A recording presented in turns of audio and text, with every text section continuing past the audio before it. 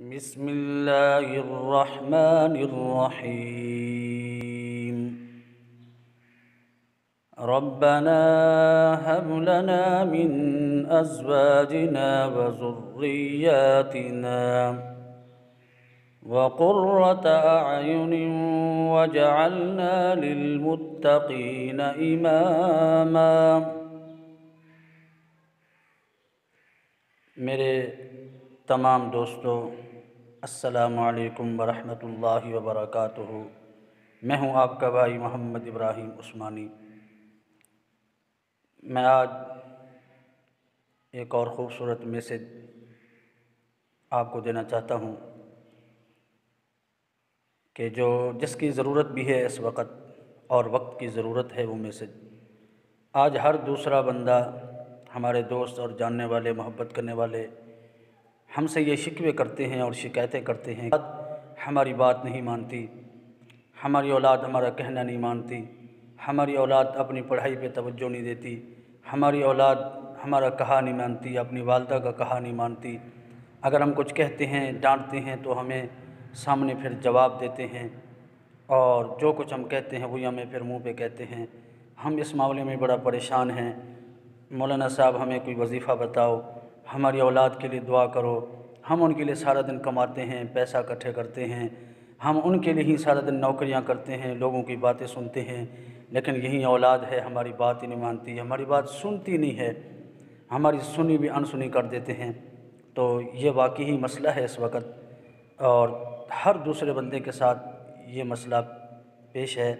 تو میں نے سوچا کہ آپ کو ایک آسان عمل سے بتا دوں اور آپ اس پہ عمل کریں، انشاءاللہ آپ کی اولاد جو ہے آپ کی خدمت گزار بھی بنے گی اور آپ کی آنکھوں کی ٹھنڈک بھی بنے گی۔ اس کے لیے یہ ہے کہ ہماری اولاد وہ کرتی ہے جو ہم کرتے ہیں، ہم جو کہتے ہیں ہماری اولاد وہ نہیں کرتی، ہم جو کرتے ہیں ہماری اولاد دیکھتی ہے، وہ وہی کرتی ہے۔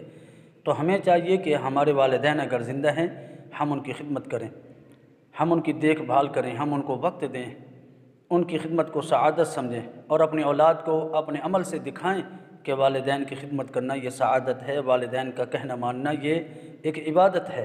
جب ہماری اولاد ہمیں یہ کام کرتے ہوئے دیکھے گی تو وہ خود بخود ہماری اولاد کرے گی۔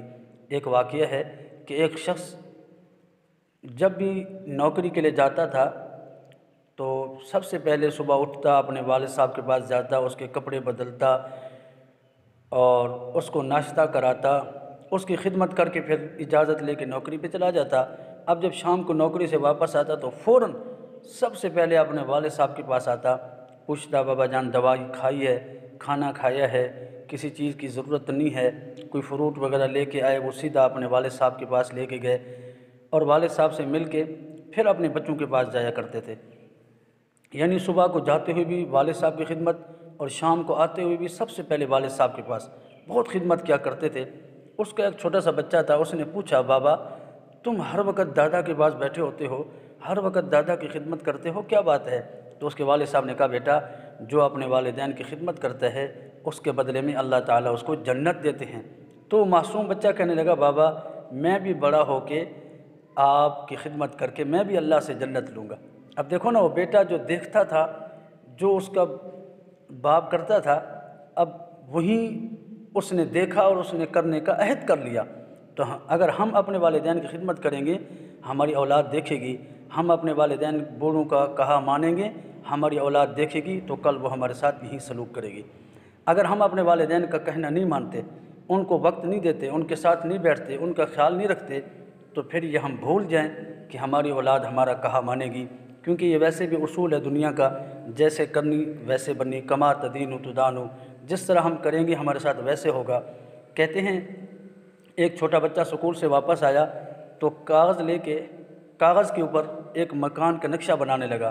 تو باپ نے پوچھا بیٹا یہ کیا بنا رہے ہو؟ اس نے کہا بابا مکان کا نقشہ بنا رہا ہوں، بڑا ہو کے اس طرح میں اپنا مکان بنواؤں گا۔ بچے جس طرح کھیلتے ہیں، تو باپ نے کہا بیٹا یہ کمرہ کس کا ہے؟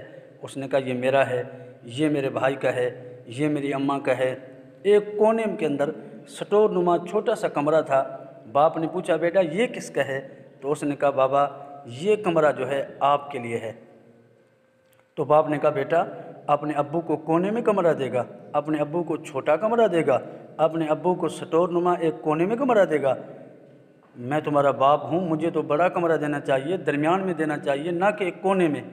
تو اس نے کہا اللہ اکبر، بیٹے نے کہا بابا آپ نے بھی تو اپنے والد کو گھر کے اندر کونے کے اندر ایک کمرہ دیا ہوا ہے، سٹور نما کمرہ ہے، ایک کونے میں پڑا رہتا ہے، ساری رات بیمار ہوتا ہے، کھانسی کرتا رہتا ہے۔ تو آپ نے خود ہی تو ہمیں سکھایا ہے کہ بوڑھوں کو کونے میں کمرہ دیا جاتا ہے، تو وہ ایک طرف رہیں، گھر کے اندر کھانستے رہیں، بیمار رہیں، بلاتے رہیں، پکارتے رہیں۔ اب دیکھو نا، اس نے ایک والد اپنے باپ کی خدمت کرتا ہے تو بچہ کہتا ہے میں بھی خدمت کر کے جنت لوں گا، اور دوسرا والد اپنے باپ کو کونے میں سٹور نما ایک کمرہ دے کے بس جان چھڑا رہا ہے، تو اس کا بیٹا جو دیکھ رہا ہے تو وہ بھی اسی طرح بعین ہی ابھی سے ذہن بنا رہا ہے کہ میں نے بھی اپنے باپ کے لیے، میں نے بھی اپنے جب مکان بنوانا ہے تو میں نے کونے میں اپنے باپ کو کمرہ دینا ہے۔ تو سب سے پہلے چاہیے کہ ہم اپنے والدین کی خدمت کریں اگر زندہ ہیں، اگر زندہ نہیں ہیں تو ان کے لیے دعاؤں کا اہتمام کریں، ایصال ثواب کیا کریں، اور ہفتہ 10 دن میں ان کی قبر کی زیارت کے لیے چلے جایا کریں۔ انشاءاللہ اللہ تعالی ہماری اولاد کو ہمارا فرما بردار بنائیں گے۔ اور دوسرا نسخہ یہ ہے، حضرت مولانا احمد علی لاہوری رحمۃ اللہ علیہ فرماتے ہیں اللہ تعالیٰ نے قرآن پاک میں ایک دعا سکھائی ہے، ربنا حب لنا من ازواجنا وذریاتنا قرۃ اعین واجعلنا للمتقین اماما۔ حضرت فرماتے ہیں جو بندہ روزانہ 7 مرتبہ کم از کم یہ دعا پڑھے گا، اللہ تعالیٰ اس کی اولاد کو اس کی آنکھوں کی ٹھنڈک بنا دیں گے۔ اس دعا کا معنی بھی یہی ہے کہ یا اللہ میری اولاد کو میری آنکھوں کی ٹھنڈک بنا، میری اولاد کو دین اور دنیا کا امام بنا۔ سبحان اللہ، کتنی پیاری دعا ہے۔ ہم اپنے والدین کی خدمت کریں اور یہ دعا کا ورد رکھیں اور اس دعا کو پڑھتے رہیں، انشاءاللہ ہماری اولاد ہماری آنکھوں کی ٹھنڈک بن جائے گی، ہماری خدمت گزار بن جائے گی۔ والسلام علیکم ورحمۃ اللہ وبرکاتہ۔